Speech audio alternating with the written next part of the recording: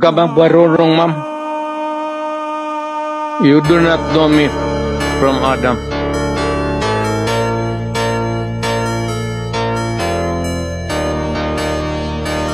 Nalaman natin, meron talagang reward system at merong pinanggagalingan yung pondo para dun sa reward system. Do not make me account for something which I cannot do legally. That is not allowed by law. You are asking as if you are from the COA. Kailangan mo ng report, so you have to bring the papers. Ano? Hindi naman ako COA.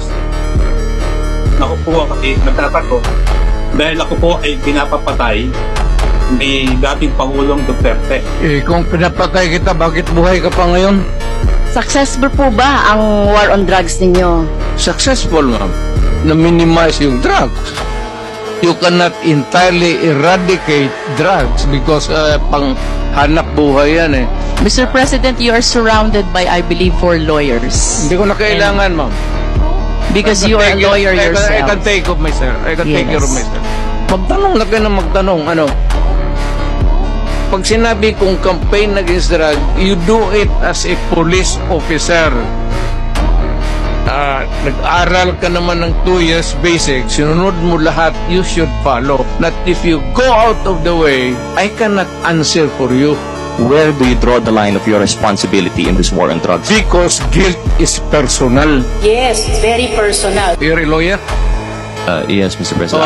I will talk slower. Panyero, you talk slower. Okay. Maybe maganda ka ang English mo, pero fortunately, hindi naiintindihan. Sa mga kongresista na kaalyado ng mga NPA, mahaya naman tayo, no, sa topic ng pagpatay dahil kayo mismo, hindi kayo nagsasalita sa pagpatay ng NPA sa mga pulis, sundalo at mamayang Pilipino. Sa NPA, nire-recruit ang mga kabataan para pabagsakin ang gobyerno at pumatay ng mga pulis, sundalo at tropa ng gobyerno.